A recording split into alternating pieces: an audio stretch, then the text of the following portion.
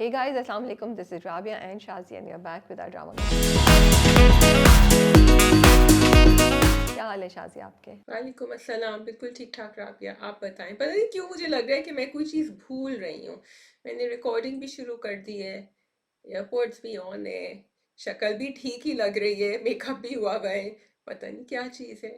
Anyway तो अगर आपका माइक भी ऑन है तो फिर आप कुछ नहीं भूल रही हैं। कभी कभी इंसान ओवर थिंक कर रहा होता है, तो शायद आप भी अभी वही कर रही हैं। मैं ओवरथिंक कर रही हूँ क्योंकि मुझे बहुत डर लग रहा है। आज मुझे ज़्यादा जज्बाती मत करना ड्रामा कप में, क्योंकि फिर मैं हिलना शुरू हो जाती हूँ उधर से उधर।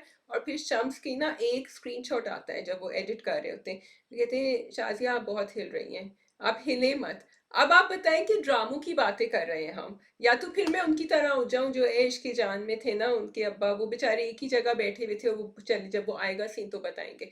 It's very hard for Shazia to do that. हाथ तो हिलते ही हैं, साथ में मैं भी कभी कभी आगे पीछे जा रही होती हूँ। तो अब मुझे इतना डर लग रहा है कि शम्स से स्क्रीनशॉट ना आए। So this is my challenge this time, not to move. तो भाई आप अपना सेटअप सही करें ना, कि क्यों हिल रही हैं आप इतना? आप हिल भी रहे तो आपको कोई फ़र्क नहीं पड़ रहा। आप सेटअप सही करें ना।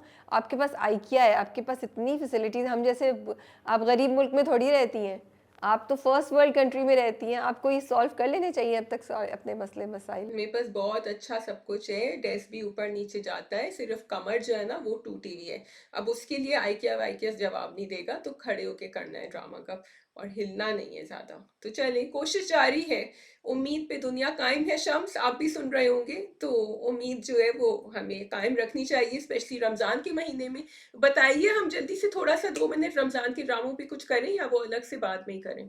नहीं नहीं, we can. Which one are you watching? कौन सा आपका फेवरेट निकला? So this is not a full blown review, but I am watching Ishti Chashni and I'm watching Dilwali Gali Mein.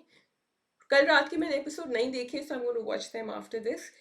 And मजे की जा रहे हैं राबिया, कुछ इंटरेस्टिंग मैसेजेस भी निकल रहे हैं, स्पेशली दिलवाली गली में। और मुझे तो उनका दोनों का इंटरेक्शन बहुत ही मजे का लग रहा है। उस तरफ खुशहाल एंड सहर खान का भी मजे का चल रहा है।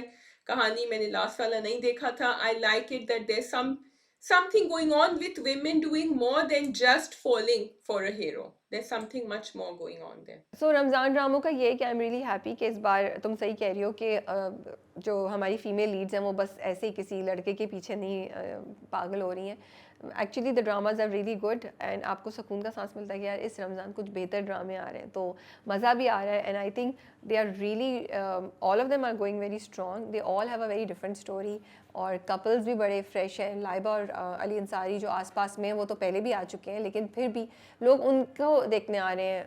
खैर मुझे वैसे ये नहीं कहना चाहिए कपल्स फ्रेश है, क्योंकि ज़रपत्तों के बंद में अभी हमने हमजा सोहेल और सजल को भी देखा था। So I think the only new pairing is Seher and Khushal and Khakan and Zara in the fourth Ramzan drama. Sadly, I have not been able to catch the fourth Ramzan drama, Cinderella वाला, लेकिन मेरा इरादा है कि मैं weekend पे देखकर उसको देखूंगी और फिर देन आई डिसाइड कि हमें ये मुझे ये चारों हमें ये करने हैं रिव्यू, या हम इस पर से कुछ कम करेंगे। हमने अभी नहीं डिसाइड किया कि हम इस पर एक अलहदा वीडियो निकालेंगे रमज़ान ड्रामों पे या नहीं, but yes we are watching them. So, have you watched Aspas? How is that? It's nice, it's very interesting, मुझे अच्छा लग रहा है।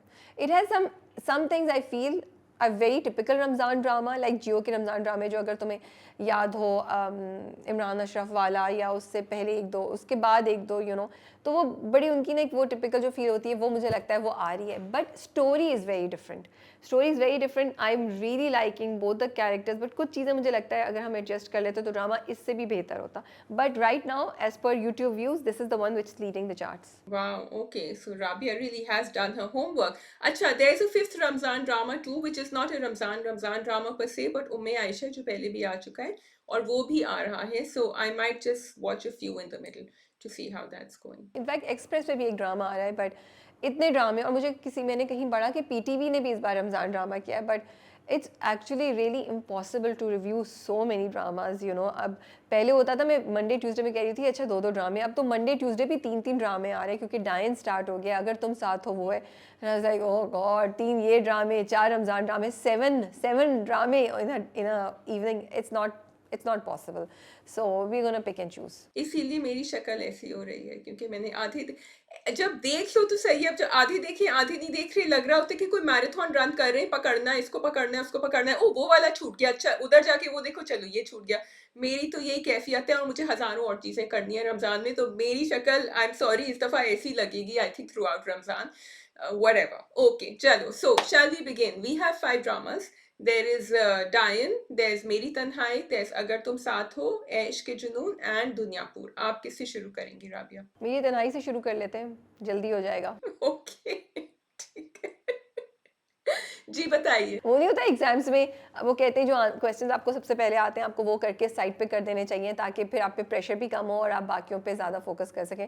तो आई थिंक वो जिन पे हमें ज़्यादा इतनी बात नहीं करनी है वो हम जल्दी कर लें। क्यों नहीं, ये नहीं कहना चाहिए मुझे, या तुम क्या कह रही हो? हमारी टीचर्स ये कहती थी कि जो मुश्किल सवाल है उसको पहले अटेम्प्ट करो, क्योंकि उस वक्त दिमाग फ्रेश होता है, एंड में तुम भाग रहे हो ना तो वो वाले करो जो आसान है, जो टक टक टक टक टक यूं जाएंगे। लेकिन आज हम आपकी पॉलिसी फॉलो कर रहे हैं तो हम मेरी तन्हाई पे बात करेंगे। वैसे if I am not wrong, if I may say so, I think दुनिया में ग्लोबली शाजिया ये रूल है कि पहले आप ईजीएस्ट चीज़ें अटेम्प्ट करें फिर मुश्किल की तरफ जाएं, क्योंकि आपका प्रेशर कम होता है। आप कहते हैं अच्छा यार 50 में से मैंने 35 तो कर ली हैं, सिर्फ 15 रहते हैं जो मुझे करने हैं, और टाइम ज़्यादा होता है आपके पास, वरना फिर सारा बिल्टअप हो चुका होता है और जो आता है वो भी आप भूल जाते हैं टुवर्ड्स द एंड प्रेशर में। चले खैर, so we can start with Meri Tanhai. Khizar साहब जो है is back to his self कि उन्होंने फिर मलिया से बदतमीज़ी की, and I feel really really bad कि यार मतलब मैं ढूंढ रही होती हूँ रास्ते के कहीं से हम खिज़र को सेव कर लें, लेकिन आई don't think so that's possible. I think I had given up on Khizr in the last one। फिर क्योंकि राबिया आपने अपने एज ए रिव्यू आपने कहा कि भाई वो फ्लॉट कैरेक्टर है, वो हीरो है ही नहीं उसको हीरो की तरह, तो मैंने कहा ठीक है भाई, फ्लॉट कैरेक्टर तुम ऐसे ही हो, ऐसे ही रहोगे, मुझे तुम में कोई उम्मीद नहीं है। आगे जाके भी जब तुम कुछ करोगे मैं तुम्हें याद दिलाऊंगी कि तुमने मलिहा के साथ ये किया था, तो फिर मैं तुम्हें कैसे माफ करूं। तो मेरी तो यही कहानी है, बिकॉज आई थिंक जहां वो थोड़ा सा he comes back, he brings himself back and and he calls and he says कि नहीं मैं नहीं करूंगा, फिर वो जाके वापस, which is even worse, he is not coming clean with Maliha. एक दफा बता देना कि ही इज नॉट इंटरेस्टेड या गलती हो गई या, तो I will still respect him. Right now वो दोनों जगह एक पैर उसने इस मैदान में डाला हुआ है, एक इधर डाला हुआ है, so I am not happy with Khizar at all. I hope he has a journey. So flawed character तो है, लेकिन मैं ये सोच रही थी कि फ्लॉट तो वो रहेगा ना क्योंकि he is to timing right now basically, तो लेकिन मलिया से बदतमीज़ी नहीं करता, तो ये आप उस पे और भी ज़्यादा अपनी जो आपने मिस्टेक की थी उसको रिपीट करें, तो इसलिए मैं वो मेंशन कर रही थी। अदर देन दैट मेरी तन्हाई में उन्होंने इस बार फ्लैशबैक में हमें फाइनली बताया कि अली और उसकी बीवी के दरमियान क्या हुआ और अली पाकिस्तान क्यों आया था। और मुझे ये एपिसोड थोड़ी सी बोरिंग लगी क्योंकि वो इस्टेब्लिश करना चाह रहे थे कि अली का अपनी बेटी के साथ मरियम के साथ क्या रिलेशनशिप था। क्यूट मोमेंट्स भी थे लेकिन बहुत लंबे थे कि वो पार्क में खेल रहा है फिर वो उसको उर्दू करना सिखा रहा है। तो वो मुझे ना थोड़े से बोरिंग लगे, तो मुझे लग रहा था कि उसको, और फिर वो पूरी कॉन्वर्सेशन उसकी बीवी के साथ कि ओ आपकी अम्मा बाप को, and that came across very to perfect, you know, कि वो कह रही है कि अच्छा आपके अम्मी अबू आपको मिस कर रहे होंगे इसलिए आप उनको फ़ोन, उनको ख़त ज़रूर लिखें, आप ख़त क्यों नहीं लिख रहे।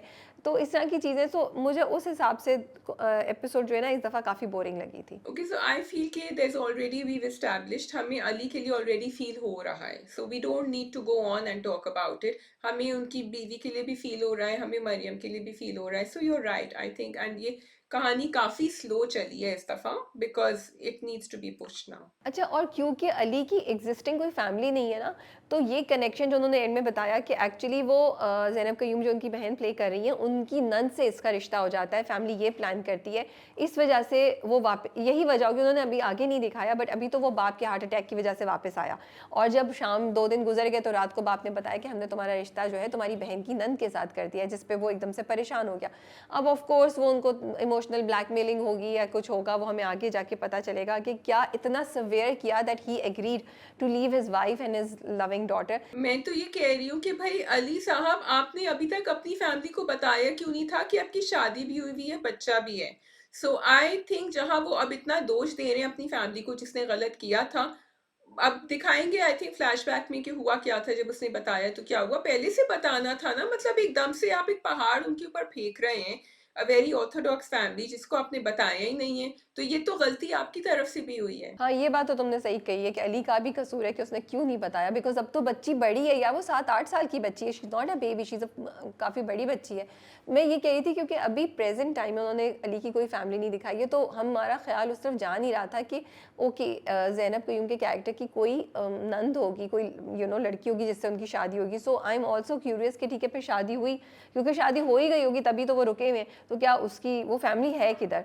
सो अभी इस पॉइंट से मेरी तन्हाई ने आपको पकड़ के रखा हुआ है कि आप सोच रहे हैं कि अच्छा हुआ क्या था, होगा क्या आगे जाके।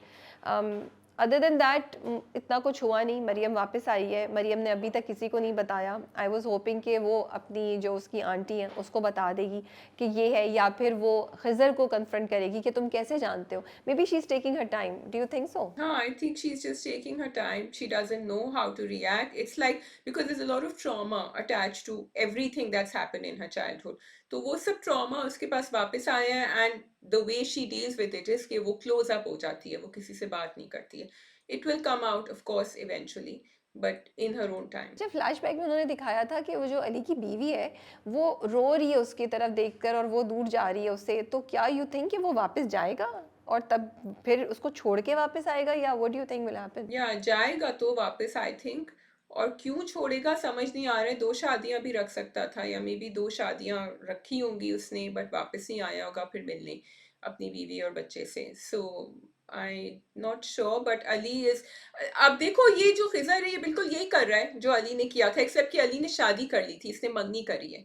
ही is doing the same thing in a way. तो बेचारी मरियम तो I am on her side. Maryam और मलिया दोनों ही बेचारी हैं यार, हम किसी एक की साइड ले ही नहीं सकते। ऐसा हमें दोनों के लिए बुरा फील हो रहा है। मे बी मलिया के लिए ज़्यादा, क्योंकि उसकी एक कमिटमेंट हुई हुई है, मरियम तो अभी, लेकिन मरियम भी मासूम है, उसको और मरियम के डबल दाम है। तो दैट्स ऑल आई थिंक। मेरी तरफ से मेरी तन्हाई में ज़्यादा कुछ नहीं हुआ, सिर्फ ये पता चल गया कि अच्छा अली वापस गया क्यों था। So we wait for the next episode to tell us के आगे क्या ब्लैकमेलिंग होगी उसको emotional. Yes and should we go on to अगर तुम साथ हो। या वी कैन डू अगर तुम साथ हो। तो आपको पहली एपिसोड से ज़्यादा बेहतर लगी दूसरी एपिसोड, या दोनों एक जैसी लग रही हैं? No I think I like the second episode क्योंकि एक तो कहानी आगे। अच्छा सुनो, मेरा तो एक सवाल है, ठीक है, मैं सीधी सवाल के ऊपर जंप कर रही हूँ। ये जो रमशा है, does she know that both these guys sort of like her? Do you think she's using this in a way unknowingly, unconsciously? जिस तरह वो कहती है तुम्हारे लिए, वो कहता है मैं तुम्हारे लिए तो हर चीज छोड़ दूंगा, वो कहती है मुझे पता है, और फिर वो भी जाके उससे कुछ कहता है, फिर वो कहती है वो तो I know, and you know she just calls them up and she's hoping and expecting that they're going to drop everything and come to her. Do you think she has that or she just thinks that they're good friends? देखो, मेरा नहीं ख्याल कि वो दोनों को use कर रही है, ऐसा नहीं है कि वो दो, उसको लगता है कि दोनों इंटरेस्टेड हैं तो मैं इन दोनों का फ़ायदा उठाऊं, तो ये नहीं है, ठीक है। आई पर्सनली थिंक उसको पता नहीं है, लेकिन she is incline towards Farhan, ठीक है, जितना ड्रामे ने दिखाया है।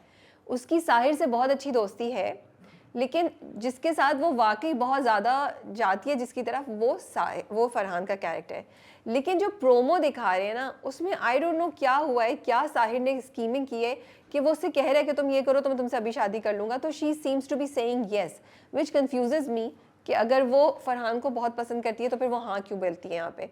तो ये अगर प्रोमो नहीं आया होता, अगर मैं प्रोमो को साइड पे कर दूँ, तो आई थिंक वो यूज़ नहीं करी किसी को, but she is interested and she doesn't know it yet, it hasn't hit her, she is interested in Farhan. हाँ, सो आई थिंक कि अनकॉन्शियसली, एंड वो साहिर से भी नेगेटिव नहीं है, बट यू आर राइट कि वो फरहान से उसको ज़्यादा मज़ा आता है फरहान की कंपनी में, and because she understand she is not that stiff जिस तरह साहिर है, and a little bit boring I would say.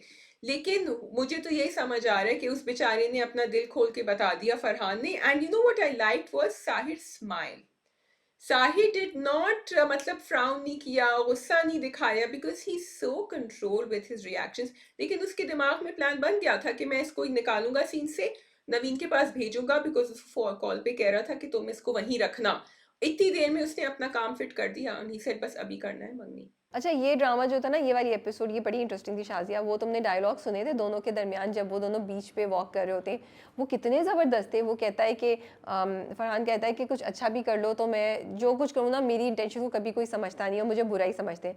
और साहिर कहता है कि अगर मैं कुछ करना भी चाहूँ तो मुझ पर अच्छे होने का प्रेशर इतना है कि मैं नहीं कर सकता, जो तुमने किया वो मैं कभी भी नहीं कर सकता था। And I thought this was one point that they both connected with each other, कि फरहान तो नहीं करता, लेकिन साहिर के अंदर जितना भी उसके अगेंस्ट एनिमोसिटी है क्या है, उसने उसको हटा के वो उस वक्त Sahir as a friend Tahir Farhan के साथ कनेक्ट कर रहा था। लेकिन फिर फरहान ऐसी चीज़ें करता है ना कि कॉफ़ी के लिए उनको ले गया, फिर खुद सो गया, और फिर साहिर को बहुत तप चढ़ी कि यार ये क्या है, मेरा ऑफिस है, तुम्हारे लिए छोड़ा और तुम सो गए हो। तो what did you think of that? I love the dynamics there, and totally I also love that conversation a lot. कभी कभी आप एक कुछ डायलॉग सुनते हैं ड्रामे में और आप कहते हैं कितनी सही बात ये कैरेक्टर ने कही, कि हम अपनी जिंदगी में भी कैरेक्टर प्ले कर रहे होते हैं और हम उस कैरेक्टर से हट के अगर कोई चीज करेंगे तो लोग हमें देखेंगे इस तरह, कि ये क्या हो रहा है। So if you are serious you are not allowed to have fun, and if you are doing something funny और आप कोई सीरियस चीज करेंगे तो लोग आपको सीरियसली ही नहीं लेंगे। You very good dialogues there, and when they talk like that, I feel like saying, why can't they just be friends? Why is there this sinisterness lurking between them? Actually, मुझे फरहान की तरफ से नहीं लगती, मुझे साहिर की तरफ से लगती है। हाँ हाँ, फरहान की तरफ से नहीं है, मैं तो एपिसोड 1 से कह रही हूँ, लेकिन एपिसोड 2 बहुत बहुत बेहतर थी एपिसोड 1 से। एपिसोड 1 ने मुझे इतना मज़ा नहीं, देखने में मज़ा नहीं आया था। एपिसोड 2 मुझे बहुत अच्छी लगी, बहुत मज़ा आया, एंड यू लाइक अब क्या होगा, अब क्या होगा। एंड नवीन जो वो कमरे में चली गई, वो क्या, आई एम सो ग्लैड कि फरहान ने उसको सुनाई। Yes, I was so happy. अच्छा, जब मैं ऐसी सीन देखती हूँ ना, मेरे दिमाग में एक तरफ जो है ना राबिया चल रही थी, यूं करके टिक टिक टिक टिक, वो जो एक कैरेक्टर नहीं दिखाते जो बस खड़ा हुआ है, who's not really there but who's standing there in the frame। मैंने कहा अच्छा ये रिव्यू में, बट उसने फौरन कहा उसको, उसने कहा तो क्रेजी हो गई हो जो तुम यहाँ खड़ी हो, बाहर निकलो इधर से। अच्छा, बट नवीन भी बड़ी मुझे अजीब, उसकी हरकतें भी बड़ी अजीब लग रही हैं, मतलब वो डेस्परेशन का एक और लेवल है। बेचारी भी, मुझे तरस भी आ रहा था, इंतजार कर रही थी कि वो आए तो खाना खाए, उसको बचाया भी जब उसने वाज गिराया। But she again I feel, although she is, because Sirha is playing the character so well, she is playing that exact trope, who's crazy after a guy who's not interested in her, and I think इसको थोड़ा सा different execute कर सकते थे। कौन से वाले character का, मुझे याद नहीं आ रहा। नवीन का character, that she's crazy about Farhan और उसके आगे पीछे घूम रही है। हाँ, लेकिन किस जैसा character, you mean to say कि it's one of those typical characters? Yes, the character who is crazy about a guy जो उसको बिल्कुल घास नहीं डाल रहा है। अच्छा, मैंने इतना सोचा नहीं, बिकॉज मेरा फोकस तो उन तीनों पे ही है और नवीन तो साइड पे ही है, बट आई वाज लाइक अच्छा ये आई और उसने शुक्र है कि फरहान ने उसको वहीं पे सुना दी और उसको दूर कर दिया। तो मुझे फरहान की ये बात अच्छी लग रही है। फरहान और रमशा के डायनामिक्स भी बड़े मज़े के। पूरा वो जो सीन था ना, जब फरहान उससे झूठ बोलता है अब्बा से, और मेरे पेट में दर्द हो रहा है और मैं जा रहा हूँ, बाप को भी पता है कि ये झूठ बोल रहा है, बट वो पहुंच जाता है रमशा की हेल्प के लिए। I couldn't believe he, I said no Farhan, you can't do this, don't do this, अब भी तुमने प्रॉमिस। ऐसी वो इतना स्लिपरी है, इतना स्लिपरी। अच्छा, उससे 2 मिनट पहले इतनी अच्छी कॉन्वर्सेशन हुई थी उसकी बहन के साथ, it was so nice to hear him say that, and I am so glad कि अब्बा ने भी वो ओवरहियर कर ली। लेकिन फिर व्हेन ही डिड दैट, मैंने कहा भाई ये अब्बा तो जायज हैं, ये जो कह रहे हैं, मतलब इसमें तो कोई होप ही नहीं है इस बच्चे में। नहीं, वो रमशा को नहीं रेजिस्ट कर सकता ना, रमशा को मदद की ज़रूरत थी तो वो पहुंच गया।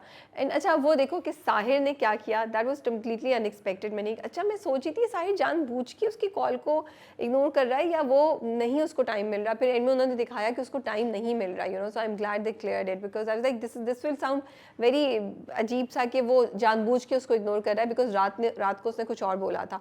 लेकिन वो जो एंड में जाके अकाउंटेंट, वो बैंक मैनेजर को लेके आया होता है ना, पूरा चीज़ वो साइन हो रही होती है, तो वही मैं सोची थी यहाँ पे ये बंदा है जो अपनी पावर से सब चीज़ करा के अपनी हर गलती को ओवरकम कर सकता है। यहाँ पे बेचारा फरहान है जो बहुत कुछ करके भी अपनी गलती को शायद ओवरकम नहीं करा सके। मैं एक बात बोलूं जो आप शायद सेंसर कर देंगी, कि साहिर जो है ना वो मैरिज मटेरियल है, एंड फरहान जो है वो बॉयफ्रेंड मटेरियल है। Rabia, so I'm not talking about myself, I'm saying in general when you look at the characters, okay? Because Sahir is that responsible person who will always get it all right, but he's not going to add the romance and the flavor in your life or the fun element that Farhan is adding. But when you're stuck, Farhan बेचारा आपके साथ तो चला जाएगा, उठ के चला गया, लेकिन बाकी अपनी सारी रिस्पॉन्सिबिलिटीज छोड़ देगा। तो at the end of the day you better make sure you're doing a 9 to 5 job if you want to be with the Farhans in this world. अच्छा, I kind of disagree with Shazia on this. Go ahead. That's the point. आगे इस फरहान कैसा दिखाएंगे कि वो psycho है या उसको मेंटल हेल्थ इश्यूज हैं या वो एक बहुत एक्सट्रीम, इमोशनली एक्सट्रीम पे जाने वाला बंदा है, सो मुझे नहीं पता। उसका डिस्क्लेमर देते हुए, आई don't think so that you want a boring guy for husband. और वो भी भाई पूरा दिन गुजर गया, फ़ोन नहीं उठा के देख रहा, उसने इतनी कॉल्स की हुई थी, कहाँ से हस्बैंड मटीरियल आ गया, पूरा दिन नहीं गुजार के, पूरा दिन सोचो, वो तो फरहान आ गया, उसने उसका आधा दिन सेव कर लिया कि चलो एटलीस्ट उन्होंने कोशिश की, अकाउंट नहीं खुला, that's another thing, but at least कोशिश तो कर रहे थे। अब अगर कोशिश भी नहीं कर रहे होते, पूरा दिन गुजर जाता और उसको कितना गुस्सा आता, और फिर रात को, तो I don't think that's worth it. I would rather, I think they both are okay, they both have their good and bad things, लेकिन इस वक्त हमें साहिर की थोड़ी जो एक सिनिस्टर साइड है वो पता है, तो इसलिए तो बिल्कुल भी वो हस्बैंड या बॉयफ्रेंड मटेरियल नहीं है शाजिया। मैंने तो बस एक एक वो चुटकुला छोड़ा था यहाँ, आपने उसका जवाब दे दिया, उनको दोनों को ऑपोजिट दिखाना था, वो दिखा दिया। लेकिन you know the interesting thing is कि मैं फरहान को उसके एंगर मैनेजमेंट इश्यूज को नहीं इतना हवा दूंगी अनलेस मैंने कोई प्रोमो में नहीं देखा था। मैंने एक प्रोमो में देखा था, आई डोंट नो कौन से, जिसमें otherwise Farhan seems okay to me. Farhan जब उस पे बीच में भी बात कर रहा था, कह रहा था मैं उसको एक और चपेट लगाता, I was okay with that because I see a lot of young boys talking like that, but that doesn't mean they have anger management issues. He was just very, very passionate and concerned about and protective about his sister. ठीक है, we can move on to the next drama. I think I am done with मेरी ये, अगर तुम साथ हो we can do डायन। We can do Diane G. Okay, I have to say, I was not expecting so much to happen in Diane, and I was not expecting things to move so fast and interesting in an interesting way. And I hope the drama can keep that tempo going. अच्छा भाई, ये नूरी का क्या चक्कर है, sorry मुझसे control नहीं हो रहा। नूरी क्या ख्वाब देख रही है, वो वाकई ख्वाब देख रही थी कि वो हुनैन से शादी कर लेगी, हुनैन उसका मियाँ बन जाएगा, she is a servant in that house. तो नूरी के भाई ख्वाब तो देखो सबको जायज होते हैं राबिया, आपके दिमाग में जो चल रहा है वो तो आपके दिमाग में, you know the mind is free, that's what all the philosophers say, so you can think. तो नूरी, मैं सिर्फ ये सोच रही थी कि नूरी के पास से कोई क्लू निकल जाती, but Noori doesn't know anything, so they could have used that character a little better. So मैं ये तुम्हारी ये बात, इसी बात से मैं उठा रही हूँ कि दे could have use this character better. I am wondering कि क्यों दिखा रहे हैं वो नूरी को, क्योंकि अभी तक इट्स नॉट मेकिंग सेंस। आगे स्टोरी में क्या होगा क्या नहीं होगा मुझे नहीं समझ आ रही है, क्योंकि अभी तक तो नूरी की कोई रेलेवेंस ही नहीं other that her being a servant. मैंने सोचा शायद हुनैन ने उसको, मे बी हुनैन इतना शरीफ नहीं है, तो शायद Hunain was sleeping with her and may be we'll find. मैं तो ना वो बच्चा ढूंढ रही हूँ हुनैन का कहीं जो जवार को मिल जाए, तो मैं समझी शायद वो बताएगी कि I am pregnant with Hunain child, वो भी नहीं हुआ। तो मुझे समझ नहीं आ रही कि नूरी की एग्जिस्टेंस का मकसद क्या है। क्या वो आगे जाके सिर्फ यू नो निहाल को तंग करेगी इसलिए? तो मुझे समझ, बिकॉज नूरी को बहुत ज़्यादा स्क्रीन टाइम दिया हुआ है, नूरी के काफ़ी सीन्स हैं और काफ़ी दिखाया है कि वो दुख में मरी जा रही है। तो मुझे समझ नहीं आई कि नूरी की क्या एग्जिस्टेंस का और उसके दुख का और उसके ख्वाब का मकसद क्या है। राबिया राबिया राबिया, देखो they are building up this character, क्योंकि आगे जाके नूरी कोई ना कोई बात ओवरहियर करेंगी जो ये भाई बहनें और इनके मियाँ आपस में कर रहे हैं, फिर वो जाके इधर से उधर बताएंगी, या उनको सच पता चल जाएगा महविश हयात के कैरेक्टर का, जब वो पहुंची कि अभी तक तो उनका सच पता नहीं चला, तो ज़रूर वो 2 and 2, बिकॉज वो तो समझ रही थी कि उन्होंने ही अपना दिल फेंका हुआ है ना उसके ऊपर, अब उनको पता चलेगा यहाँ तो एक और भी है। सो येस आई एग्री, अभी 4 एपिसोड गुजर चुके हैं, नूरी का थोड़ा सा एग्जिस्टेंस उस अभी भी होना चाहिए था जो नहीं है, लेकिन I hope and I am sure कि वो आगे जाके होगा। Did you find it like a typical drama, the third and the fourth episode? You know this drama is going on two different, दो पटरियों पे जा रहा है। एक ऐसे जा रहा है कि मैं कहती हूँ oh this has all, it has the signature ठप्पास, जैसे जब वो प्रिजन के अंदर, जेल के अंदर आते हैं, जैसे ही वो जावर का कैरेक्टर अंदर आ रहा होता है, वो माँ और बेटी बैठे हो, एकदम से एक म्यूजिक होता है और फिर वो आहिस्ता आहिस्ता चलते हुए आते हैं, फिर वो यूं करके यूं देखते हैं। So that's like very typical and very sensational and I know this is gonna happen, but somehow I'm even enjoying it. A part of me is enjoying it, but then there are the other parts where हिरा मानिस शबाब की अम्मी बैठ के उसको समझाती हैं कि नहीं देखो ये होना है, again which is sensational, but वो ये कह रही होती हैं कि बेटर कि तुम कर दो, वो खुद जाके ढूंढेगा। फिर जो विलेज वाले आते हैं और कहते हैं कि देखें, बिकॉज पहले मैं सोचती थी अडॉप्ट क्यों नहीं कर ली, मैंने कहा नहीं, adoption will not work for them because he needs to have उसकी अपनी औलाद। उन्होंने कहा कि हम तो समझ रहे थे कि ये होगा आपका क्या कहते हैं, ये बच्चा होगा, हुनैन का बेटा होगा, ये नहीं। So they really have a problem, they have connected the sensational bits to the real life issues here. ये तो तुम सही कह रही हो कि उनको औलाद जवार की चाहिए, लेकिन बस मुझे पहली 2 एपिसोड्स बड़ी इंटरेस्टिंग लगी थी और मैंने तब सोचा था कि कुछ डिफरेंट चीज़ें इसमें हो रही है, लेकिन थर्ड एंड फोर्थ तो मुझे लगा कि वही टिपिकल जो हम चीज़ें देखते हैं, टॉक्सिसिटी, वो ही बाप ने वो बुला के माँ को बोला नहीं जाके माफ़ीनामे में लेकर आओ, इल्ज़ाम लगा देना उन्हें इनके कैरेक्टर पे, फिर वहाँ जाना और वो ही, और माँ का हीरा मानी के कैरेक्टर को बोलना, शबाब को बोलना कि नहीं तुम उसकी दूसरी शादी शादी करा दो. Very very typical things happen in the second and in the third and the fourth episode which was disappointing for me. हाँ, मैं सरप्राइज इस बात पे ज़रूर थी कि मेरा जो तुक्का था कि हुनैन का उसका कोई रिश्ता होगा वो नहीं निकला, और बाप ने पूरी एक कॉन्स्पिरेसी जो उसको बहनोई ने सिखाई कि तुम ऐसे ऐसे करो, हुनैन के कैरेक्टर पे इल्ज़ाम लगा दो कि ये आया था, ये मेरी बेटी पे अटैक कर रहा था, इसलिए मैंने उसको मारा, सब चीज़ें, वो थोड़ा सा सरप्राइज था मेरे लिए. But other than that it was disappointing for me to see same typical things happening in the drama that would happen in any sensational toxicity से भरे हुए ड्रामा. जी Rabia, I agree with you completely. I am hoping कि आगे जाके ऐसा हो कि हम देख सकें, and I think I am hoping because of the characters and the performances देख सकेंगे. They have a lot of, मुझे प्रॉब्लम ये है कि जितने भी बाकी कैरेक्टर्स हैं ना वो बड़े टॉक्सिक हैं. उनमें से कोई एक जो है ना थोड़ा सा बैलेंस होनी चाहिए टॉक्सिसिटी, जो अभी मुझे नहीं लग रही है. वो चारों के चारों एक से हैं. सो अब नूरी हैं, नूरी करेंगी बैलेंस टॉक्सिसिटी. आपने सवाल किया था ना वो क्यों है, तो आई थिंक वो इसलिए है. नहीं, टॉक्सिसिटी को बैलेंस शबाब और उसका हस्बैंड जवार कर रहे हैं ना. जो चीज़ मुझे इंटरेस्टिंग लगी वो ये दूसरी कि जवार ने पहले कहा था मैं नहीं करूँगा शादी, ठीक है, लेकिन अब क्योंकि हुनैन भी ज़िंदा नहीं है और क्योंकि उसको बदला लेना है, वो आई थिंक इसलिए भी शायद अब क्योंकि वो दे आर मूविंग टुवर्ड्स कि निहाल की उससे शादी हो जाए जवार से. उन्होंने प्रोमो में भी दिखाया है कि शबाब जो है वो जा रही है निहाल के घर और उसने सब देखा है, और अभी भी जब वो आया और जिस तरह वो उसको देखता है तो आई थिंक अभी तो खैर आई थिंक वो ये मालूम करने आया है कि चक्कर क्या है, उसको तकलीफ हो रही है कि मेरे भाई पे इल्ज़ाम क्यों लगाए, वो इल्ज़ाम क्लियर करने आया है, ठीक है, वो जानना चाहता है कि एक्चुअली हुआ क्या था. इसीलिए जब घर पे कोई नहीं है, गली में भी कोई नहीं है, तो he is come to visit them, जहाँ पे ड्रामा ख़त्म होता है. Yes, and I really wanted Nihal to say something जब उसकी अम्मी कह रही थी कि माफीनामे पे साइन कर दिया, उसने सच बोला था. एंड वो बिल्कुल टिपिकल एक पाकिस्तानी ड्रामा था कि वो हेरोइन खड़ी हुई थी, वो देख रही थी अपनी अम्मा को, उसका मुंह थोड़ा सा खुला हुआ था. मैंने कहा अब बोलेगी, but I knew she is not gonna say anything. तो वो बहुत फ्रस्ट्रेटिंग होता है व्यूअर्स के लिए. आई थॉट कुछ तो कहानी में भी वो अलग से बात करेगी उससे, जावर से, और फिर वो दोनों आपस में प्लान बनाएंगे कि सारे भाइयों से बदला लेना है, उनके दामादों से बदला लेना है. तो for me that would have been very interesting. And it's so frustrating to see the mother's character. Shazia जो मार भी खाती है लेकिन उसके बावजूद जाके उसी बंदे को बचा भी रही. अपनी बेटी को उसने काइंड ऑफ बेच दिया कि हाँ हाँ मेरी बेटी के कैरेक्टर पे बात आ रही है, इट्स ओके या मेरी बेटी के ऊपर कुछ हो रहा है तो ठीक है. तो वो मुझे एक बहुत डिसअपॉइंटिंग चीज़ लगी. एंड आई वाज होपिंग कि महविश हयात का कैरेक्टर जो है ना यहाँ पे हमें थोड़ी सी उसमें जान दिखाएंगे, लेकिन वो शी डिडंट स्टैंड अप, वो अपने दुख में ही बिजी है. सो आई एम वंडरिंग कि अब क्या ऐसा होगा जिससे एक एवोल्यूशन होगा, एक ट्रांजिशन होगी कि निहाल का कैरेक्टर खड़ा होगा और अपने लिए फाइट करेगा, क्योंकि अभी तक तो ऐसा नहीं हो रहा है. या तो आई डोंट नो कि क्या ड्रामा करेगा, बट ठीक है. थर्ड एंड फोर्थ मुझे डिसअपॉइंटिंग लगी, बट आई एम होपिंग कि fifth and sixth will pick up again. Yeah, actually, it's a lot of हमारी उम्मीदें with महविश हयास कैरेक्टर, because we know कि हम वो ऐसे ही तो नहीं वो कोई ड्रामा पिकअप करेंगी. So that's why I'm hoping it picks up. Okay. ठीक है, we can move on to a Ishq ke जुनून. ए इश्क जुनून. ओके, मेरा सवाल, मैं कर लूँ सवाल शुरू से.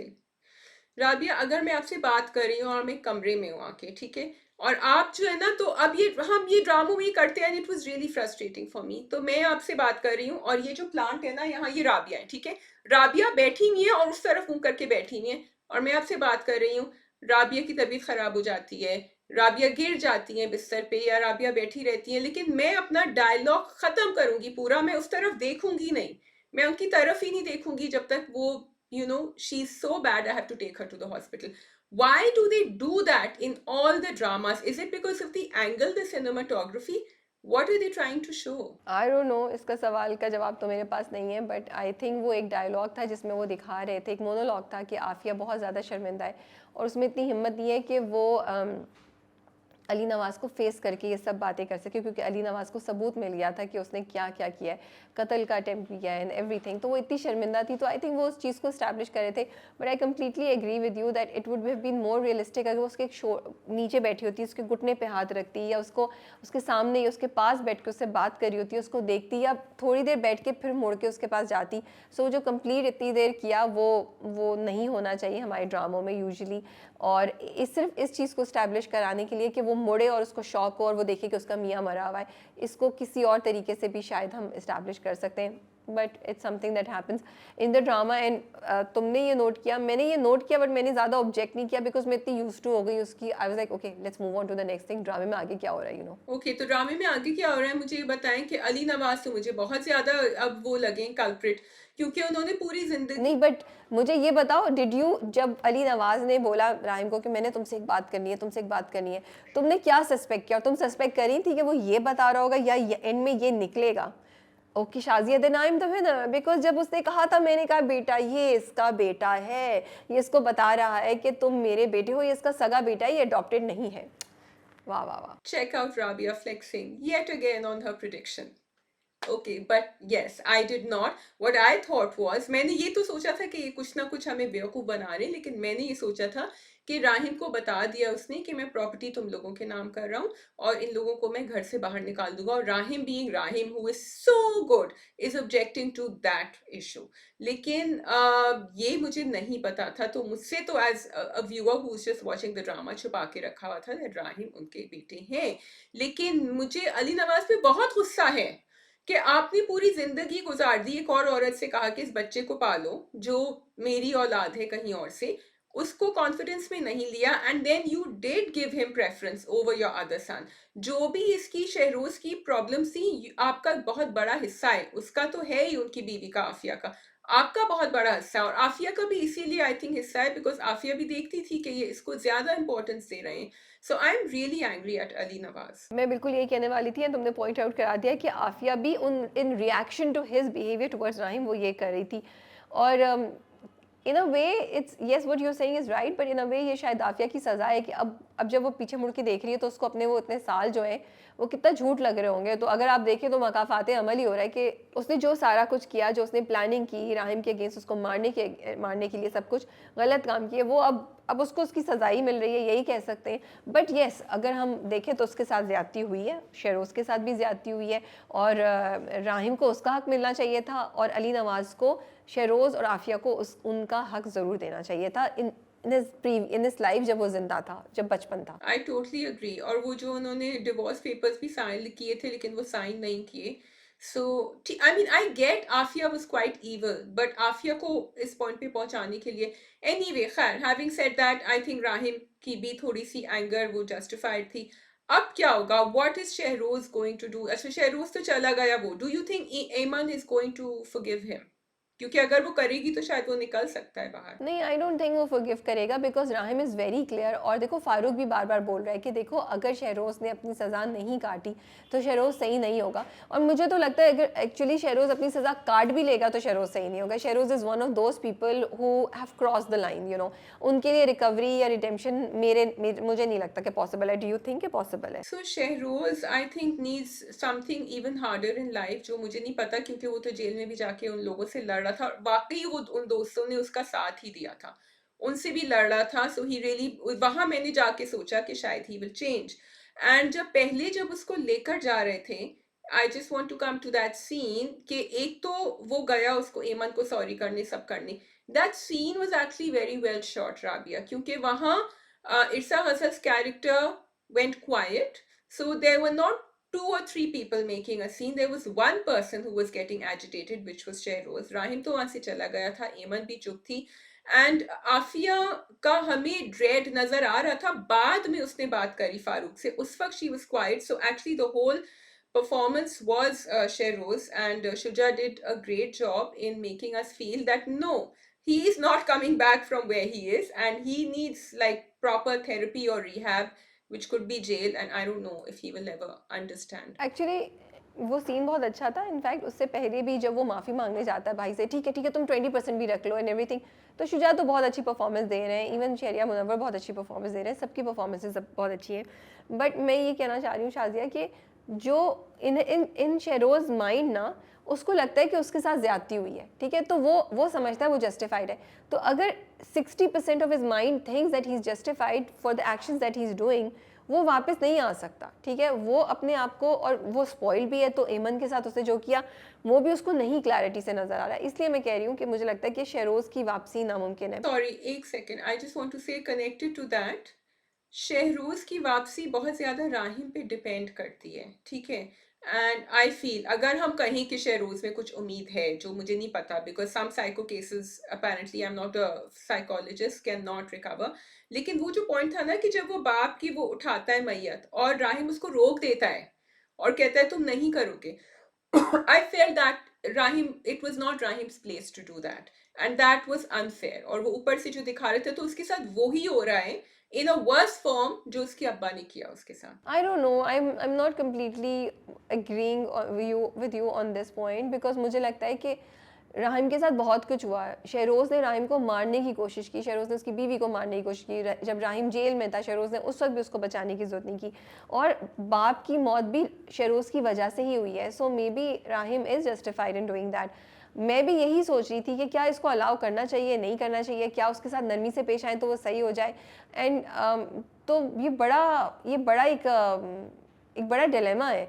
लेकिन जो शहरोज़ ने किया वो उस पे पछता नहीं रहा है, तो कहीं भी पछतावा दिखा देते ना तो फिर भी समझ आ जाती है उसको, वो पछता ही नहीं रहा है। इस वजह से मैं कह रही हूँ कि मे बी जो कुछ हो रहा है वो उसके साथ सही हो रहा है।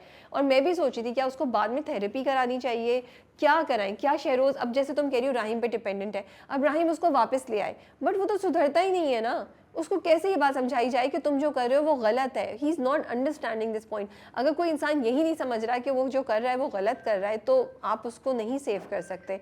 So it's a very in a way very interesting portrayal of human emotions, and जो आपके दिमाग में चलता है, जो इस कहानी ने दिखाया है।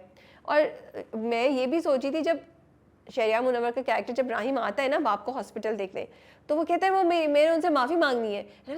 कि क्यों माफ़ी मांग रहा है फिर, इसलिए मुझे ख्याल है कि अच्छा ये वो वाली बात से कनेक्ट किया ना, बिकॉज जब बाप ने उसको बताया कि तुम मेरे बेटे हो, तो वो बाप पे भी गुस्सा हो जाता है। या टोटली, एक्चुअली यू सी मेरे भी दिमाग पे यही चल रहा था जब राहिम ने उसको रोका। मैं कह रही थी कि नहीं रोकना चाहिए था। फिर मैंने सोचा कि हाँ, लेकिन इसने तो मर्डर प्लान किया था ईमन के साथ और ये तो राहिम को भी मारना चाह रहा था। फिर मैंने सोचा हाँ, लेकिन वो तो उसका अब्बा है, उसके साथ उनको तो मर्डर करने की कोशिश नहीं करी थी। हाँ, but he was responsible for what happen, उनको पकड़ लिया था गिरेबान से। So the drama is making us think, we are also torn, at least I was, कि ये होना, और जैसे तुम कह रही हो होना चाहिए नहीं होना चाहिए। अच्छा, बट राबिया, शहरोज के अलावा Aafia hasn't learned her lesson either, क्योंकि आफिया भी फारूक से यही कह रही थी कि उनको तो मिल गया सब कुछ, वो तो सब स्कॉट फ्री है, वो तो चले जाएंगे, देखो वो क्यों नहीं उसको वो कर देता एक्सक्यूज। वो पूरी जिंदगी इस बच्चे के साथ रहेगी, बच्चा जो बड़ा आदमी बन चुका है अब, with all his emotional traumas and everything. और उसने ये नहीं देखा कि जब राहिम आया, राहिम ने फिर भी उसको खाना खिलाया। There was that scene which was a pretty good scene कि whatever he thought he did feel for her, but Afia ने उसको वापस कुछ नहीं दिया। अभी भी आफिया वैसी है, शहरोज तो है ही gone case, but Afia is no better. तो मैंने भी यही सोचा था जो तुम कह रही हो कि ये कहती है कि 20% उनको, हमें उसको पता नहीं सब कुछ तो मिल गया। सी अगर वो ये डायलॉग नहीं बोलती ना तो फिर भी सेव हो जाती, लेकिन ये डायलॉग बोल के आपने उसकी मेंटालिटी दिखा दी कि वो भी नहीं सुधरी है। क्योंकि उसका जो बाकी सब कुछ था ना, मैं समझ सकती थी कि चलो हम कह रहे हैं कि वो एक माँ है, वो अपने बेटे को नो मैटर वॉट वो नहीं सह सकती कि उसका बेटा जेल जाए या उसके साथ कुछ हो। लेकिन जब आपने पैसे वाला डायलॉग उससे करवा दिया ना, तो फिर वो एक मटीरियलिज्म का एस्पेक्ट आ गया जो एक डिफरेंट एंगल पे उसको ले गया। वो सीन बहुत अच्छा था एंड आई वाज लाइक, और वो बहुत ही इमोशनल था। एक तो उसमें इरसा गजल की परफॉर्मेंस इतनी अच्छी थी कि वो खा रही है, रो रही है, then she tries to control herself, then she breaks down again, and Rahim देख रहा है, and राहिम, और एक कनेक्शन का पॉइंट उन दोनों के दरमियान वहाँ दिखाया था। लेकिन फिर Rahim got up and said कि मैं कुछ डिसीजंस लूँगा जिसमें आई एम होपिंग कि आप मेरा साथ देंगी। सो जहाँ हम इरसा गज़ल के कैरेक्टर को, आफिया के कैरेक्टर को बोल रहे हैं, वहाँ राहिम भी जो है वो अपनी सर्कल से नहीं निकल रहा है। सो ऐसा सैडली ड्रामे ने ये दिखाया कि इन सब कैरेक्टर्स ने ऐसा कुछ कर दिया एक दूसरे के साथ कि वो अब रिकवरी पॉसिबल नहीं है। वो कहते हैं ना, to the place where there is no return, the point of no return. I think they have all damaged themselves so much, each other so much, the point of no return has come. So even Rahim, no matter वो क्या करे, वो नहीं माफ़ कर सकता शेरोज़ को, आफिया नहीं वापस आ सकती, क्योंकि अब हम आफिया की बात कह रहे शाजिया, लेकिन देखो अब जब उसको शौक लगा है, पता चला मेरा मियाँ पूरी ज़िंदगी मेरे साथ झूठ बोलता रहा, तो आफिया को तो अपना आप और भी जस्टिफाइड लगेगा ना. Yeah, totally. So that's a part that जो तुम कह रही हो कि ठीक है वो आफिया का मकफाते अमल है. I get that, but I just feel कि a lot of wrong was done to her. However, हमें आफिया की कैरेक्टर के लिए सिंपैथी नहीं है, क्योंकि आफिया जो कर रही हैं वो हमें अभी भी अगर ना इस एपिसोड में भी मुझे थोड़ी सी सिंपैथी आ जाती अगर वो उसके डायलॉग्स थोड़ी सी डिफरेंट होते. So यहाँ I do question, but then maybe she is the character she is. So I just want to clarify here for you and myself both, and कि हम दोनों की बात क्लियर हो. हमने अमार पे कर्ज़े जा में भी यही बात की थी कि हम ये नहीं कह रहे कि जो लोग ये चीज़ें कर रहे हैं वो जस्टिफाइड है या वी अंडरस्टैंड देयर एक्शंस और something. What we are trying to say is कि अब इंटरेस्टिंग हो गया हमारी स्क्रिप्ट्स में कि वो जो आपके टॉक्सिक या नेगेटिव या ग्रे कैरेक्टर्स हैं उनकी ग्रेनेस को ज़्यादा दिखा रहे हैं, सिर्फ ब्लैक ब्लैक नहीं दिखा रहे, सिर्फ वाइट नहीं दिखा रहे, वो दिखा रहे हैं कि अच्छा ग्रेनेस में मतलब उनमें कुछ ऐसी चीज़ें भी हुई हैं जो शायद उनके साथ नहीं होनी चाहिए थी, but that just not make them okay कि व्हाट दे डिड. जैसे अमार ने रेप किया या मारा, इसी तरह आफिया ने मरवाने की कोशिश की एमन को, और उससे पहले राहिम को भी जेल भिजवाने की कोशिश की.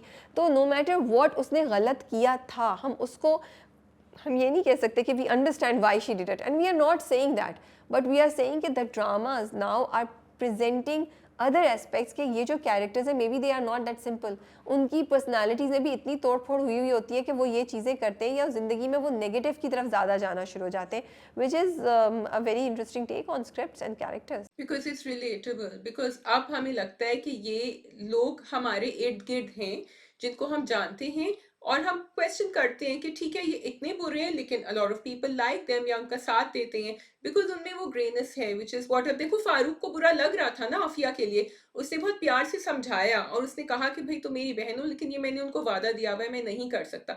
You understood that because of the grayness that you have shown in Farouk as well. Farouk उनका साथ दे रहा था but at one point he said no I can't do anymore. Yeah, I think that's all. We can move on to the last drama, Dunyapur. Ji Duniyapur.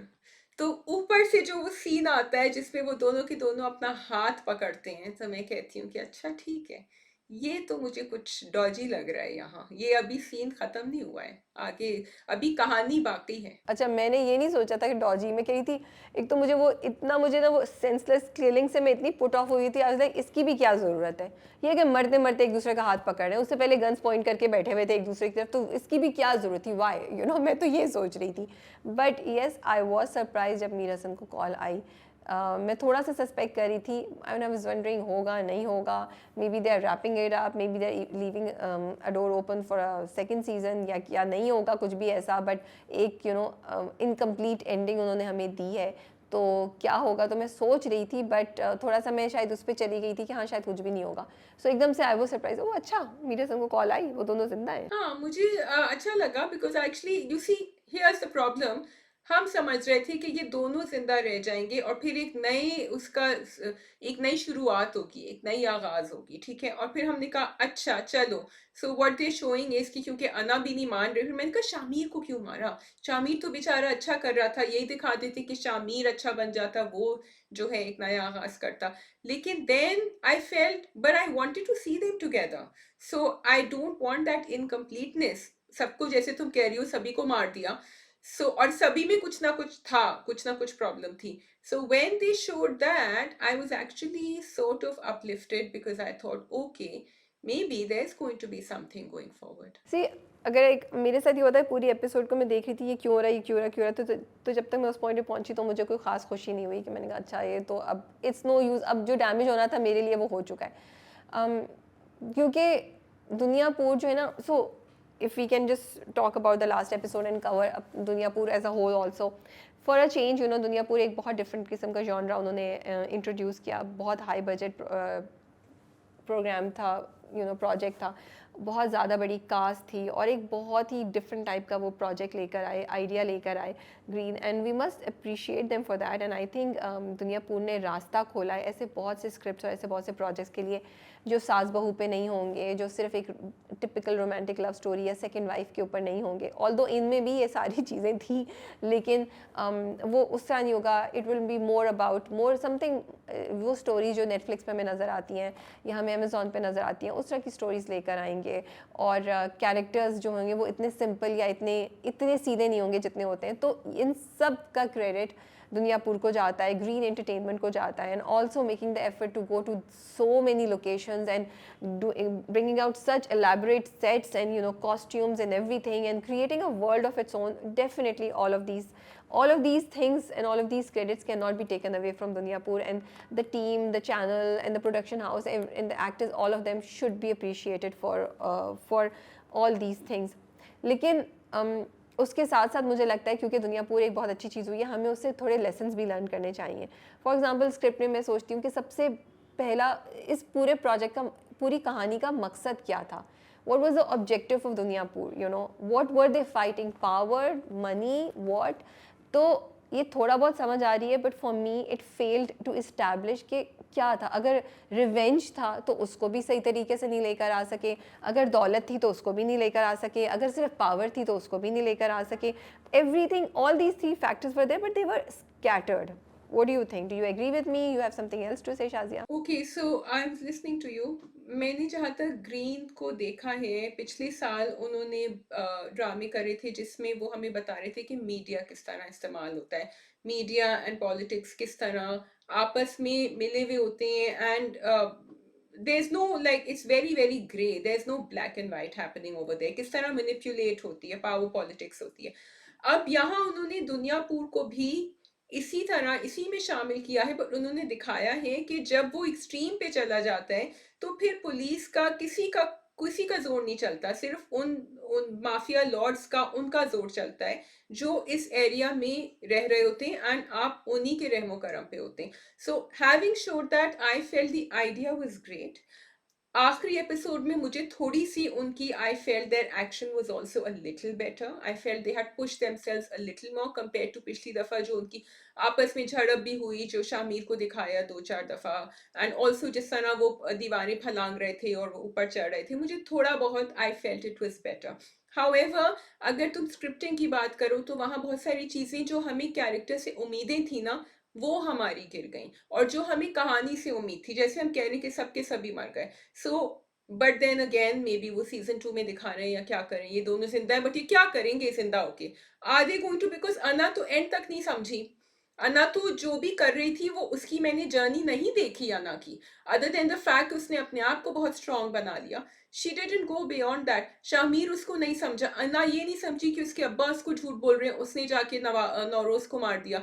So yaha, I felt that the drama faltered, it tripped somewhere, giving us a great story, a great beginning, a great idea, but the little things need to be fine-tuned. बिल्कुल तुम सही कह रही हो. I think execution and the scripting both were very very weak. The performances were great, लेकिन यहाँ पे बहुत सी चीज़ों में ना लूप होल से पॉइंट ए से बी तक पहुँचने के लिए बस आप पहुँचना चाह रहे थे, आप नहीं कर रहे थे, आपके कैरेक्टर्स उस तरीके से ग्रो नहीं कर रहे थे.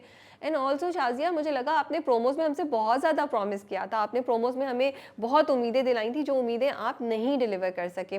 और जो तुम कह रही हो कैरेक्टर्स की बात, एग्जैक्टली अना को लास्ट मिनट तक नहीं पता कि उसके बाप ने उसे झूठ बोला, एंड उसके बाप ने शामी की दादी के साथ किया क्या था. मैं वेट करती थी जब वो दोनों एक दूसरे के ऊपर गोली बंदूक तान के खड़े हुए थे कि शायद दादी अब कुछ बोले, शायद शामीर बोले कि तुम्हें नहीं पता तुम्हारे बाप ने क्या किया, लेकिन वो बिल्कुल भी कुछ नहीं हुआ. देन मीर हसन, अगर जो अभी लोग स्पेकुलेट कर रहे हैं वो ये कि मीर हसन जो है वो शामीर और अना के साथ मिला हुआ था और उसने उन लोगों की चीज़ें जो हैं वो उन दोनों को मतलब उनकी एम्बुलेंसेस को भगवाया वहाँ से. दूसरी थ्योरी ये कि निम्रा बच गई है, ठीक है, Nimra is the one who might be doing all of that, ठीक है.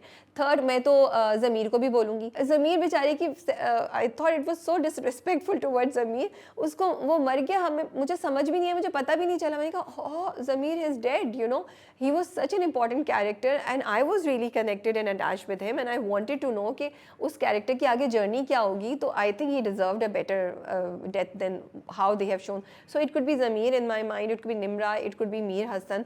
तो ये जो चीज़ें हैं ना वो आपने स्पेकुलेशन के लिए तो छोड़ दी हैं, लेकिन उस तक पहुँचे जो है ना वो तरीका इतना इतना डिससेटिस्फाइड है मेरे लिए तो कि मुझे मज़ा नहीं आया। अच्छा, एकदम से पुलिस कैसे आ गई? वो पुलिस वाला जिसको आपने पहले हमें बताया कि जी वो तो पता नहीं कितने लाखों रुपए लेके नवाब के साथ मिला है, what changed his mind? We don't know, you know, how did that happen? Mir Hasan कैसे भागा? ये जो है ना, ये क्यूरोसिटी नहीं बिल्ड करें। For me these are weaknesses in your script, in your execution, they should have been address better. अब तुम सिर्फ एक चीज़ मुझे समझ आती है, जो हम थोड़ा सा पीछे जाऊंगी, कि जो मैं बात करी थी कि ड्रामे का मकसद क्या था। जब लास्ट में उन्होंने लाइन बोली ना कि अब के बाद को ये एरिया नो गो एरिया होगा, सो मे बी राधेन शाह या maybe the writer in the project was actually projecting the no go areas in Pakistan. You know, that is what the story was about. अगर आप इसको वाकई अनलेयर करें, इसकी लेयर्स को हटाएं, so may be that's what they were, because this is, यही मुझे तो उस तरह की कोई चीज़ लगी। लेकिन आप ये पूरे लास्ट एपिसोड में, शायद मेरे जैसा व्यूअर जो उसको अब समझ आई है, कि मुझे लास्ट एपिसोड में लगा कि ओह अच्छा, this is what the drama is trying to connect और show it to us. Because तुम्हारी बात बिल्कुल सही है कि ग्रीन अभी तक जितने प्रोजेक्ट्स लेकर आ रहा है, अदर देन एक दो, वो किसी मकसद, किसी थॉट, किसी प्रोजेक्ट को किसी ना तरीके की तरह, किसी एक मकसद के लिए लेकर आ रहे हैं। तो ये भी उनका एक मकसद था जिसको वो हाईलाइट करे थे कि वहाँ पे ज़िंदगी ऐसे होती है।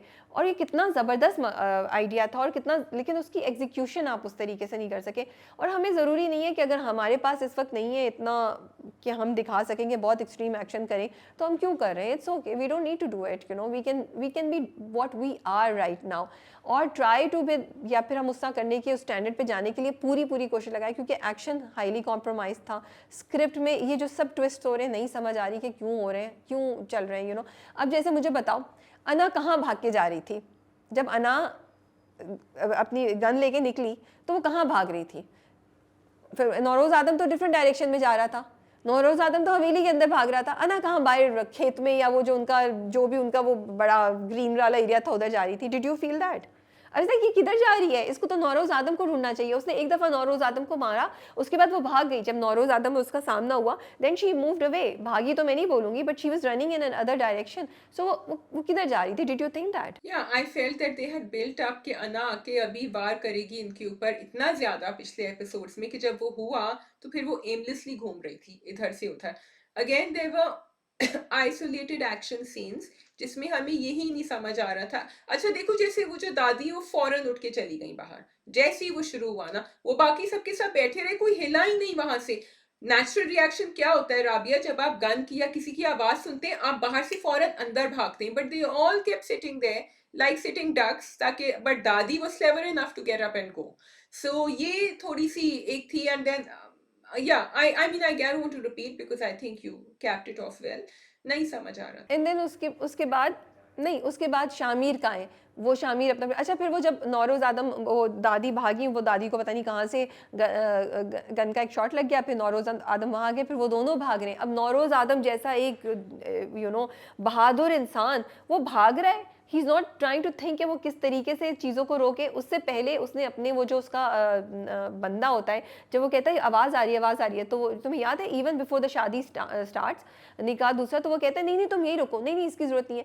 And you have built up, oh Nauroz Adam ने कुछ फिगर आउट कर लिया, अब कुछ बच जाएगा, कुछ हो जाएगा। कुछ भी नहीं हुआ। पुलिस ने आके अटैक, उससे पहले नवाब के बंदों ने आके अटैक किया, फिर पुलिस ने आके अटैक किया। तो वो सब चीज़ें क्या थी? नौरोज़ आदम किस चीज़ को देख रहा था? क्या वो खुद कह रहा था कि no no everybody sit down, like you are saying sitting ducks, they can come and you know attack us? तो वो मुझे नहीं समझ आई। फिर उसके बाद वो नौरोज़ आदम जा रहे हैं, फिर एकदम से जो है वो अना उनको नज़र आ गई। फिर अना उनको मारने के लिए बोल रही हैं। वो तब भी नहीं बता रहे कि भाई हुआ क्या। अना भी नहीं तब बोल रही कि तुमने मेरी माँ को मारा था। लाइक बोल दो यार, बोल दो प्लीज़, बोल दो कि तुमने मेरी माँ को मारा था, that's why I want to kill you, you know. तो शामिर आ गया, शामिर और अना भी नहीं कुछ कर रहे। फिर एकदम से पुलिस आ गई, जो इतनी दूर से आ रही थी, पहुंच ही नहीं पा रही थी पुलिस। कहाँ तो पुलिस ने सबका सफाया कर दिया, अब पुलिस पहुंच ही नहीं पा रही है। So there were just so many you know these kind of loopholes in the execution, for which made the last episode completely you know a disappointment for me, and I wish कि ऐसा नहीं हुआ था। और फिर उसके बाद जब एकदम से नवाब को गोली लग गई, मर गया वो एकदम से, लाइक हाँ नवाब मर गया, ओह अच्छा okay, again a disappointment, because एक कैरेक्टर है, उसको थोड़ा सा तो आप टॉर्चर करते, थोड़ा सा तो उसकी मौत का हमें भी कुछ वो होता। वो मर गया एकदम से, यू लाइक ओह बेचारा मर गया, कुछ भी नहीं हुआ, यू नो, खुदा पहाड़ निकला चूहा, फिर सब मर गए टक टक टक टक करके, यू लाइक ये हम क्या देख रहे हैं? इसलिए देखे हमने इतनी ढेर सारी episodes for everybody to die, and then that's, and I will go back to my previous question जिससे मैंने चीज़ स्टार्ट की थी, which brought me to the, when I saw all of these people dying, Shazia, thought, why was I watching this? What was Dunyapur meant to represent? What was the objective of Dunyapur? क्या हमें बस senseless killing देखनी थी, senseless किस्म का lust and torture देखना था कि एक इसकी पहली दूसरी तीसरी चौथी शादी करा दो, फिर अना और शामिर बस भागते रहे, एक दूसरे को धोखा देते रहे, और नौरोज आदम जो हैं वो बस एक थोड़ी बहुत स्मार्ट मूव्स करके हमें सरप्राइज करके एंटरटेन करते रहे. So what was the objective of Dunyapur? So Rabia, actually the thing is everything that you said made sense कि हम लोगों को उन्होंने इतना क्वेश्चन किया, इतना गैस कराया कि हम सोचे थे अगले एपिसोड में बताएंगे, अगले. अभी भी जब तुम ये कह रही हो कि अना ने नौरोज से नहीं कहा, मैं तो कह रही थी अच्छा चलो ठीक है, जो अच्छा होती है उसकी जीत, अच्छा होता है उसकी जीत नहीं होती, वो भी मर जाएगा. लेकिन अब नवाब अना को कहेगा कि देखा, whatever Anna will find out after killing Nowroz कि actually इसने मेरी माँ को नहीं मारा, इसने मेरी माँ को मारा, and then she will kill Nawab because that would have been something कि जो बेटी है वो अपने बाप को मार रही है. लेकिन अना को जब कितना भी बुरा लगता है अपना बाप, उसको ये नहीं समझ आया हाउ इवल ही वॉज, उसने कितनी लड़कियों की जिंदगियां खराब करी थी. सो अगेन आपने क्वेश्चन के ऊपर जमीर जब फॉलो कर रहा था उसको, नवाब को, तो मैं सोची थी he is going to turn against him now क्योंकि इसको पता है इसने प्लान किया. जब अना और शामिर आपस में कमरे में बात कर रहे थे, जो तुमने पहले कहा था कि शायद उनका प्लान है, तो मैं सोची थी अच्छा यहाँ ये लोग आपस में बात करेंगे कि हमारा ये प्लान. मैं तो ये भी सोची थी कि शायद अना जो है वो पुलिस से मिली हुई हो. सो यू नो हम लोगों को इतनी ज्यादा उन्होंने एक जाल में फंसाया हुआ था क्वेश्चनिंग, जिनके हमें जवाब नहीं मिले. इन दी एंड सबको मार दिया इनफैक्ट. सो और अब तो देखो कोई भी नहीं बचा, अपेरेंटली कोई बचा है जो अना को बताएगा कि भाई तुम्हारी अम्मा को नौरोज ने नहीं मारा था, which is such a big thing. तुम इतना सही कह रही हो. मैं सोचती रही, मैं वेट करती रही कि नवाब अब बोलेगा कुछ बोलेगा, यू नो, कुछ तो ऐसा बोलेगा कि वो दादी की तरफ देख के कुछ बोलेगा, कोई ऐसी बात जिससे इंडिकेट होगा कि उसने दादी के साथ बुरा किया हुआ है. या जब वो दोनों शामिर और अना एक दूसरे के ऊपर गन पकड़ के खड़े हुए थे, तान के खड़े हुए थे, तब वो शामिर बोलेगा कि तुम्हें नहीं पता, तुम्हारे बाप ने मेरी दादी के साथ क्या किया. लेकिन कहीं भी कुछ भी नहीं हुआ.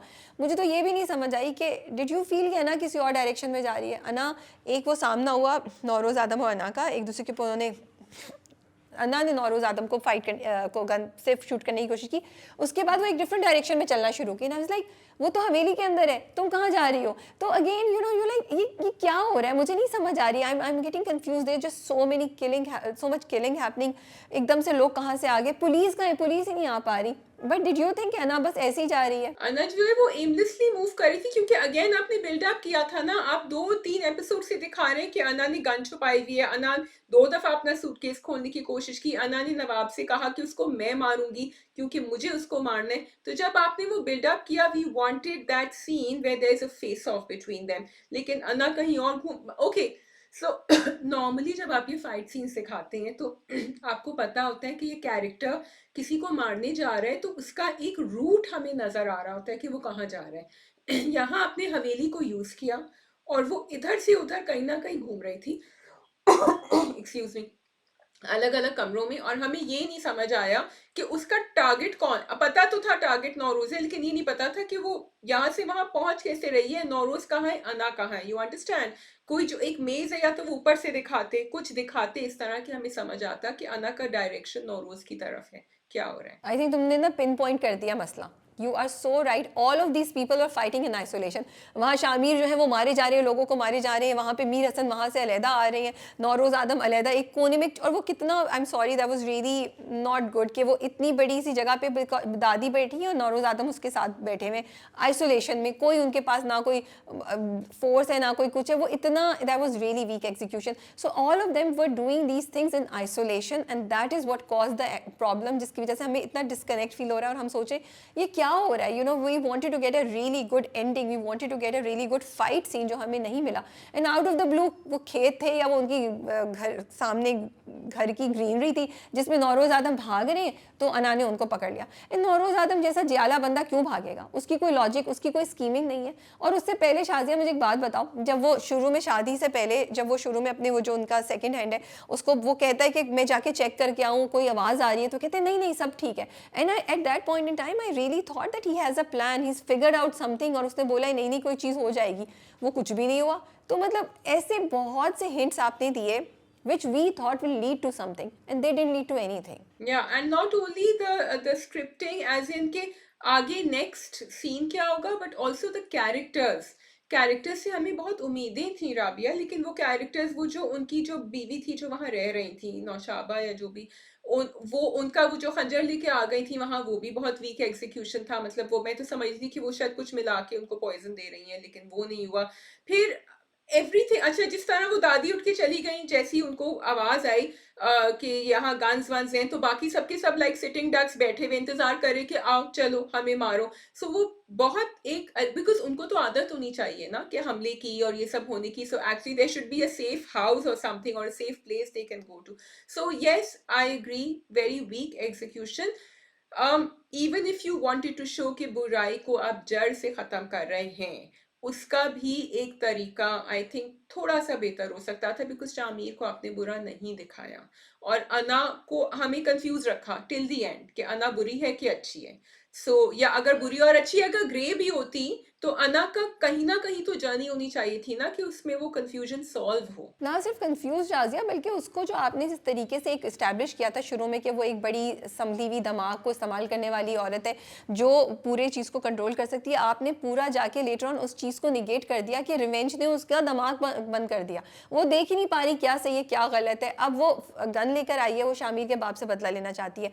क्या वो मीर हसन के साथ मिली हुई है, नहीं मिली हुई है, क्या निमरा इन्वॉल्व है उन दोनों को बचाने में, we don't know anything. You have confused us so much कि हमारा सारा जर्नी जो है ना वो यूजलेस लग रहा है। और शुरू से इतने क्वेश्चंस थे, इतने आपने कैरेक्टर्स की कंफ्यूजन्स रखी कि वी वांटेड टू नो कि अना ने क्यों शामिर के ऊपर गद्दारी की थी, क्यों शामिर को साथ वो भागी थी तो उसने अपने बाप को के साथ उसको पकड़वा दिया था, क्यों किया। मुझे तो आज तक वो बात क्लियर नहीं हुई क्योंकि आपने कैरेक्टर को ही नहीं इतना अच्छे से डेवलप किया।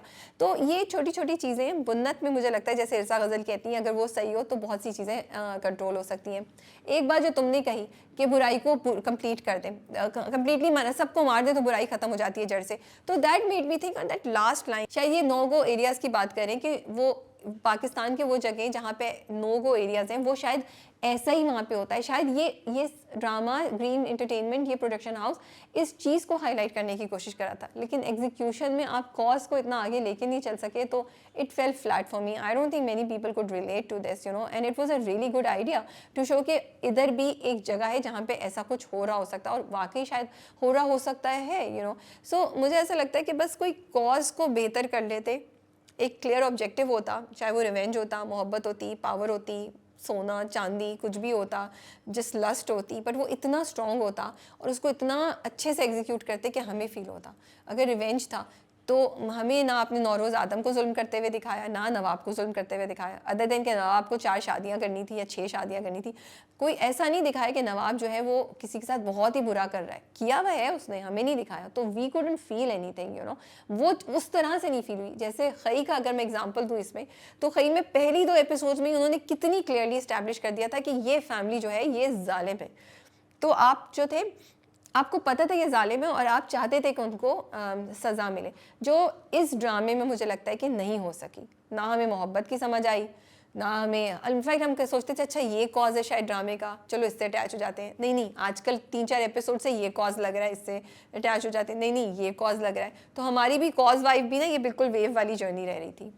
हाँ, I do think that scripting में बहुत सारी चीज़ें गिरी एंड एग्जीक्यूशन में कुछ चीज़ें आप उसको जितना थ्रिल बनाना चाह रहे थे, एक्शन, आई विल से कि आखिरी एपिसोड में थोड़ा आपने थोड़ा सा और पुश किया अपनी बाउंड्रीज को, जब वो दीवार से फलांग के आ रहे थे, and a couple of other things, वो जो एक झड़प थी एंड जो पर्सनल encounters थे, खुशहाल did a good job over there. लेकिन again then you had Anna wandering around aimlessly like Rabia you had said.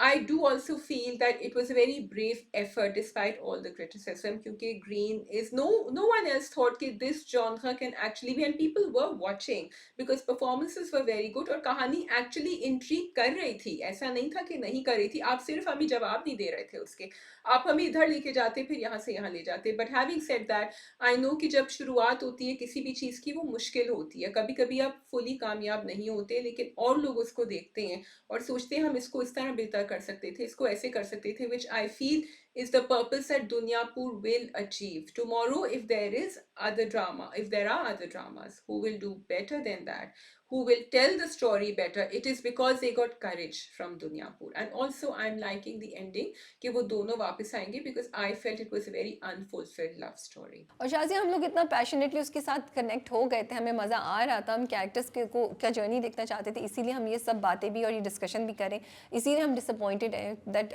The project had made an impact on us, the project was connected with us, इसीलिए हम उसके बारे में इतना feedback दे रहे हैं, वरना अगर वो प्रोजेक्ट इंपॉर्टेंट ही नहीं होता, बोरिंग होता, तो शायद हम उसको रिव्यू भी नहीं कर रहे होते। So I just want to say कि जितनी हम चीज़ें कह रहे हैं वो it's they are suppose to help content become better than what it is right now, not to just criticize it for the sake of criticism.